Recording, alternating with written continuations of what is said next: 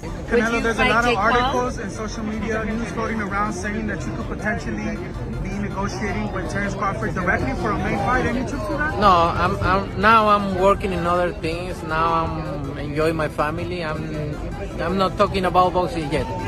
So maybe in January we're gonna start doing that. Where do things stand with Turkey? Turkey said he would like to open a line of communication with you.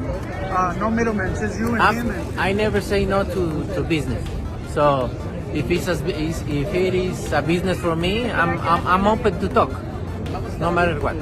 Anything else for Chula Vista? No, thank you everybody from Chula Vista. Thank you for your support. The likelihood of a fight with you and Terence Crawford, it would be one of the biggest in boxing. We're not talking about yet about the fight. Me and Turk know each other, and then we wanna see what happens. And when do you want to get out next? I know you're here in London tonight. When are you going to be in a camp? Huh? When are you going to be in a camp? I know you're in here. Camp, training camp in March. Okay, so at the beginning of the middle of the February or March. In a monumental development for the sport of boxing, it has now been confirmed that Canelo Alvarez and Terence Crawford have officially signed to face each other in what is already being called one of the most historic super middleweight clashes in recent years. This high-stakes showdown is locked in for September 2025, taking place at the spectacular Allegiant Stadium in Las Vegas, Nevada, a venue worthy of such a colossal battle. The announcement has ignited a firestorm of anticipation across the boxing world, uniting casual fans and die-hard enthusiasts alike. The matchup brings together two of the sport's most decorated champions, each with an unparalleled resume and a burning desire to cement their legacy. It's a collision of greatness, with both men stepping into the ring carrying years of dominance, elite skill sets, and an unshakable belief in their ability to win. What's up, fight fans? Some breaking news. This guy, Julius Julianis, who's an ESPN Knockouts reporter, is reporting that the fight isn't only about to be announced, but the contracts are signed between none other than Canelo Alvarez and Bud Crawford. In Julianis' report, he claims that this fight has been signed, sealed, delivered, and it's going down this September in Las Vegas. We know Canelo was in London for the Ring Magazine Awards with Turki Al-Sheikh, seemingly shaking hands as business partners. And just today, as a few hours ago, Bud Crawford landed in London and was seen with Turki Al-Sheikh this September. It's official. What are your thoughts? This headline is all the details the Ring Magazine put out about 2 hours ago. Canelo Alvarez and Bud Crawford, the fight is up. Guys, are they just messing with us for real? Because this is 48 hours removed from them reporting the location. First ever stadium fight, Allegiant Stadium. Even though the fight was 7 months away in September, this in everybody's eyes was going on. And then all of a sudden, the Ring Magazine, Turki Al-Sheikh, releases this with no other details. Canelo Alvarez and Bud Crawford in September is off. The finalization of this mega fight came in January 2025, marking the beginning of a countdown toward a bout destined to make history. On one side stands Canelo Alvarez, the undisputed super middleweight kingpin with a remarkable professional ledger of 62 wins, just 2 defeats, and 2 draws, a career highlighted by 39 victories achieved via knockout. Across from him will be Terence "Bud" Crawford, the undefeated and undisputed welterweight champion who boasts a flawless record of 41 wins, with 31 of those ending in knockout fashion. For Crawford, this fight represents not only a test of skill but a bold leap into the unknown, as he takes on the challenge of moving up to the super middleweight division to confront a champion who has ruled that weight class with an iron fist. Victory here could permanently etch his name among the all-time greats. All right, let's talk Canelo Crawford, Jake Paul again. Let's try and give a timeline of events. So on Tuesday, Ring Magazine confirmed that Canelo Crawford was on for September 13th, Raiders Stadium. That's what we got on Tuesday. On Wednesday, we started hearing whispers of Jake Paul. It sounded crazy at the time. I did a video on it. I said that's impossible. But then those whispers became louder and louder and louder. On Thursday, Ring Magazine reported that Canelo Crawford was off. Thursday evening, so just after me and G-Man had filmed, we got reports that Jake Paul versus Canelo, or Canelo versus Jake Paul, was very much a real thing. and was close to being signed off, and that would have happened on Netflix. About 2 hours later, we got confirmation that Canelo versus Jake Paul is now not a thing and is off, and that Canelo has signed a 4-fight deal with Riyadh Season, and Turkey went on social media talking about he's the lion and don't mess with the lion and things like that, which I thought was quite funny. Canelo versus Crawford is now back on, and that will happen in September. Canelo versus Jake Paul is now off and won't happen for at least another couple of years. Yeah, I think that's where we are. In the midst of all the hype, Jake Paul has stepped into the conversation, launching fresh criticism at Canelo Alvarez for his recent business decisions. Paul voiced frustration over Alvarez signing a 4-fight deal with Riyadh Season, a move that ultimately cancelled their own much-discussed potential showdown. According to Paul, Canelo's agreement was motivated less by competitive spirit and more by financial gain, accusing him of sidestepping dangerous opponents like Terence Crawford to protect his record. He went as far as to call Alvarez a slave to Riyadh Season, framing the deal as an escape route from high-risk matchups in favor of lucrative but less threatening engagements. Oh, Canelo, you puta. And this fucking YouTuber.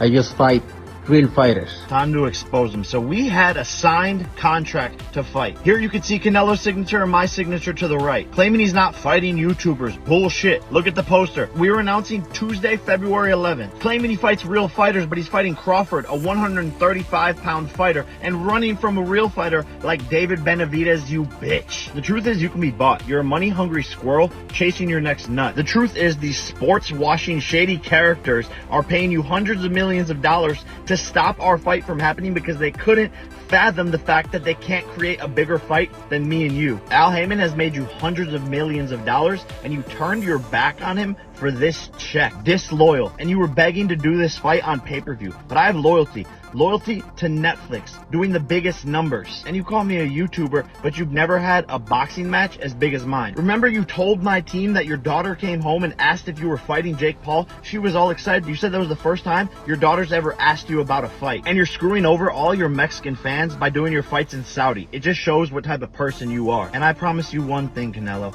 Any fight that you do this year, mine will be bigger. So go fuck off to your boss, you Ring Magazine employee, you pink and orange bitch. And oh, fix that herpes on your lip, you dirty puta. During a high-energy live press conference, Canelo Alvarez delivered a firm and unwavering message directly to Terence Crawford. Speaking with the conviction of a champion defending his throne, Alvarez declared, "This is my territory. Crawford is a great fighter, but stepping into my division is a whole different challenge. I'm ready to show why I'm the champion here." His tone reflected not only supreme confidence but also a readiness to defend his belts against any challenger, no matter how accomplished.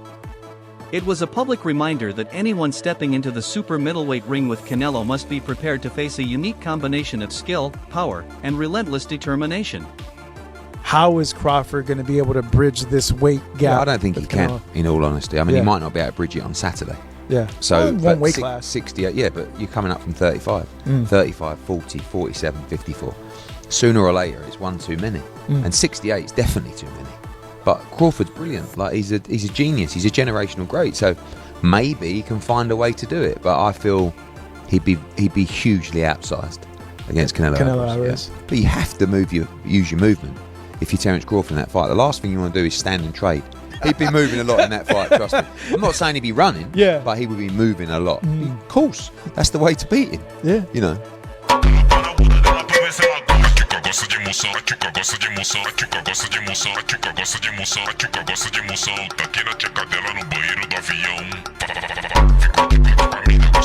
Canelo Alvarez's reputation as one of the sport's most complete fighters is built on years of dominance, strategic brilliance, and a style that combines raw knockout power with tactical adaptability. Opposite him, Terence Crawford brings his own arsenal of elite-level tools, lightning-fast hand speed, pinpoint accuracy, and a genius-like ability to adjust his approach mid-fight. This meeting of contrasting styles, the tactical brawler against the master technician, is a major reason why the boxing community is buzzing with anticipation. Fans understand that fights of this caliber don't just crown winners, they reshape legacies. When Terence Crawford said that he moved up and won, and Canelo moved up and lost. They talk all the crazy stuff about me going up and having a tough time, but He went up in weight and lost. That's the difference. I went up weight and won. I don't think that was a strong point because Canelo Alvarez actually moved up and won. I mean, he moved up a lot of weight classes, but if you want to talk about light heavyweight, he moved up and he beat Crawford. Then he moved up again and he lost to Bivol. Terence Crawford, on the other hand, he moves up to 154. He won 115, 113, but it was just an 11-0 Madrimov who didn't really have much of a resume, right? But there's a difference, to be real. I mean, Bivol is a Hall of Fame. Okay, this guy, all-time light heavyweight. It's a bit different. Canelo did knock out Kovalev when he did move up. Okay, and Kovalev is a bigger challenge at light heavyweight than Madrimov at 154 for Terence Crawford. Still, questions linger about whether Crawford can truly withstand the physical toll of sharing a ring with someone like Canelo Alvarez. The Mexican superstar's 62-2 record speaks volumes, but it's his consistent dominance in higher weight classes that magnifies the challenge. Former champion Sean Porter has openly voiced his concerns, pointing to Canelo's ferocious punching power as a possible game-changer. Crawford's great, but Canelo hits differently, Porter remarked, stressing that the jump in weight means Crawford will face not just heavier opponents, but men whose natural size allows them to deliver punches with a different level of force. That physical reality could prove decisive. The others say, no, that's 2 more weight classes. Once he gets touched by Canelo, it's going to be different. I am concerned about him absorbing a Canelo punch, especially through the course of 12 rounds. We do know this about Canelo. He's going to slow down, so I think if anything, Canelo would try to start fast and bang on him and break him down before he gets later, and he's still got that kind of steam. But, there's so many components that make a champion. There's so many components that make a great, a legend. It's just so much to go into. It's a conversation that lasts an hour easily when we talk about all of the components that Terence Crawford has, all of the components that Canelo has, and how we find how they even out and who trumps one another, you know what I mean? We tried to do that with Errol Spence and Terence Crawford, and we see how that panned out, you know what I mean? Mikey Garcia, himself a former 4-division world champion, has offered a measured yet cautionary view. Garcia respects Crawford's skill set, acknowledging his adaptability and intelligence in the ring, but warns that Canelo's size and experience at 168 pounds could prove a bridge too far. He reminded fans that Alvarez has been settled at super middleweight for years, mastering the division's demands, while Crawford only recently moved up to 154 pounds, a transition that came with its own visible adjustments. The difference in comfort and experience at higher weights, Garcia suggests, cannot be underestimated. I'm not even a fan of that fight. There are too many weight classes apart. And although the skills, Crawford is one of the best fighters that I've seen. Now, Canelo is, fighting at 168. Crawford just moved up to 154. And he had some trouble with that in that fight. Now, where do you plan on going? 164, 65, 66? Canelo ain't gonna come down to 160. Yeah, Canelo ain't gonna come down, maybe 166 max if he accepts. I think Canelo wins that fight based on just the size, power and size. Now, skill-wise, I think Crawford's a better skilled fighter, but the difference in size will be the deciding factor, and that's why I'm not even a fan of that fight. I think Crawford has accomplished everything he had to accomplish from 140, 147, now 154. That's even greater for him. He wants to do something, collect belts at 154, he can attempt that. But there's no money in that compared to the Canelo fight. And Canelo is trying to fight other guys, and at that point it's more of a big fight, for the money that's gonna generate. But as a fight fan, I'm not really a fan of that matchmaking. I'd rather see Canelo move up and fight somebody like Bitterbeef or Revolt again. If he wanted to challenge himself, move up to 175 again, and challenge himself against those guys. Not a smaller guy moving up. Trainer Joel Diaz, however, is firmly in Canelo Alvarez's corner. While he acknowledges Crawford's pound-for-pound credentials, Diaz maintains that Alvarez's deep skill set, tactical awareness, and battle-tested preparation give him the upper hand. Diaz's assessment is rooted in Canelo's proven ability to adjust his style to any opponent, making him a nightmare to prepare for, especially for a fighter stepping into an unfamiliar weight class. A lot of people that say that Crawford can beat Canelo, no problem. I mean, I respect that, but I just think they're stupid. I mean, excuse my language. The size difference of a bigger man changes everything with one punch. And I can see the same thing. I mean, you saw Canelo Alvarez fighting Amir Khan. Now, look at this. Terence Crawford moved from 47 to 54 to fight Madrimov. What did he do to Madrimov? Nothing. Okay, Madrimov was a 54-pounder. Now, to move up to 168, that's 2 more divisions. Canelo Alvarez will take any punch from Crawford, but I don't think Crawford will take any punches from Canelo. Remember, Canelo got hit by Triple G, the heaviest hitter in that division. And Canelo took those shots like a champ. I don't think Crawford has anything to beat Canelo. When you say, I want Canelo, is there anybody in the camp that would say, you're not ready for this? That's a big boy. He's strong. That's a conversation. It's not just, oh man, you'll whoop his ass. Like, yes, man type stuff. Yeah. I'm not worried about Canelo. I'm not thinking about Canelo. I'm just focused on Israel Madrimov. In a small way, is this a stepping stone to your dream fight? I don't look at fights as stepping stones. Former world champion Demetrius Andrade has echoed similar thoughts, underlining that Canelo's advantage goes beyond just size.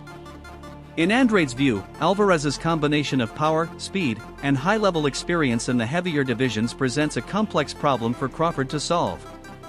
He pointed out that Crawford's last fight at 154 pounds, a hard-earned decision win over Israel Madrimov, showed his resilience and technical skill, but leaping 2 divisions higher to face someone like Canelo is an entirely different test. At 168 pounds, Andrade stressed, the fighters are not just bigger but also more physically conditioned for sustained power exchanges, something Crawford has yet to fully experience. Be great. That'll be 3 times. If you go 154 and win the belt, that's 3 times super. Then I said, chase super greatness. Come on, Canelo, 160. Well, if he can get in there with Charlo in like his next 2 fights, where he's still got age on his side, then maybe go up again. Like if he's trying to chase the greatness, but I mean he already done something that's never been done. Charlo don't want none of that smoke. Terence Crawford, I see he wants to fight. He's made it clear. Do fights like that help your legacy, or do you feel like that's something that's not worth it to you? Everything in my career, every fight make my legacy different and better. No, Terence Crawford is a great fighter. He's a good fighter, but you know, like I say, he's weight classes for a reason. I'm focused 100% on Berlanga, and you never know what happened. Yeah, Next. yeah. For Crawford, the challenge isn't just about dealing with size and power, it's about maintaining the sharpness of his own strengths in the face of a physically dominant opponent. In past fights, his speed, counterpunching, and precision often gave him the edge.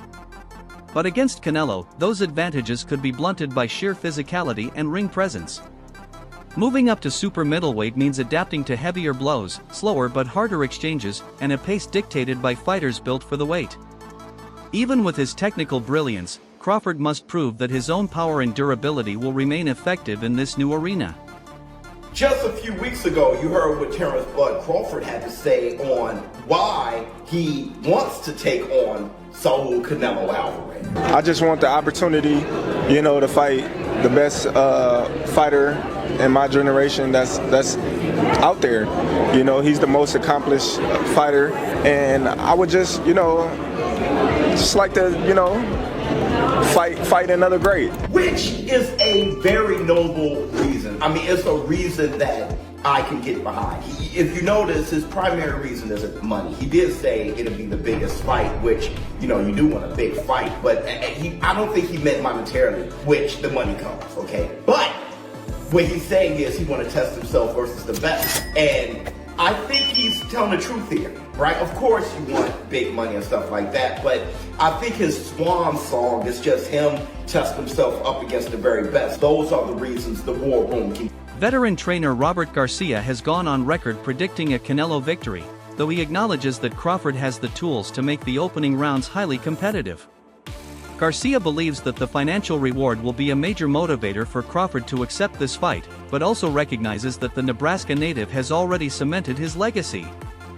In Garcia's view, the early rounds could showcase Crawford's speed, timing, and creativity, potentially winning him the first 6 to 8 frames, but over the course of 12 rounds, the physical demands and Canelo's experience might turn the tide. Robert, what's a smart bet on Crawford Canelo? Canelo by knockout or Canelo by decision? Crawford by decision. If you have to bet, yes. I say Canelo by decision. Crawford by decision. No, but you say Canelo by knockout or Canelo? Yeah, no, because I'm saying that's what's gonna happen. Canelo's gonna beat him. But which one? I don't know, man. Crawford is fucking gangster. I've always been saying, I think Canelo at the end, obviously his strength, his weight, experience probably takes over. But shit, I wouldn't be surprised if Crawford just fucking boxes and fights smart and beats him. He's probably gonna be 40 to 1 underdog or something crazy like that, right? It's not gonna be close. Oh, it's gonna be close. 3 weight classes? 3, 4 to 1. No crees? Nah. It's not gonna be that big of a deal. No. When you pick the knockout? No, when you pick the knockout? You pick a knockout. But if it's just who wins straight out? I think it's gonna be maybe 3 to 1, 4 to 1. Maybe that's too much. Maybe 2 to 1. Maybe 2 I don't think so. Tell me, so they finally announced Ryu's fight. Gary Russell, what do you think? Not easy fight? No easy fights in this level? It's gonna be, finally you guys will be, the first time you're ever going to a Tank fight, right? To work a corner? We're gonna corner a Tank's fight. It's Tank's the main event. The bout between Canelo Alvarez and Terence Crawford is shaping up to be a once-in-a-generation event. It's a true collision of styles, legacies, and weight classes. On one side, a battle-tested champion with a proven track record at super middleweight. On the other, a master tactician stepping boldly into a higher division, driven by the chance to make history. Analysts and fans are united in their curiosity. Can Crawford's speed and intelligence outmaneuver Canelo's size and power? Or will the Mexican superstar's experience and physicality prove too much? The greatest. You know what I'm saying? Floyd, it was Floyd, and then it's gonna be Terence Crawford. You know what I'm saying? Well, that's what's on the line with that fight, right? Canelo and Terence is whose era is it? Right? Nah. I think Canelo had his time. Yeah, Canelo had his time. Yeah. Just go submit our time. Yeah, for sure. What made Bomac such a great trainer? He can adapt to any style, bro. Like, he can adapt to any style. First of all, like DB3, we all got different styles. And he all been making this better in our own style. He got Troy Eisen. Troy Eisen is a different style. You know what I'm saying? Shoot, he got Avius Griffin. Avius Griffin is a different style. Of course, y'all know Jamel Herring and Terence Crawford. All different styles. And he make these fighters great. He can adapt to any style. You know what I'm saying? That's what makes him. Now the question becomes, will Canelo's size and punishing power wear Crawford down in the later rounds, or can Crawford's ring IQ and masterful adjustments carry him to victory? The answer will come under the bright lights of Las Vegas, but until then, the debate is wide open. What's your take on this historic matchup? Will skill conquer size, or will power reign supreme? Share your predictions below.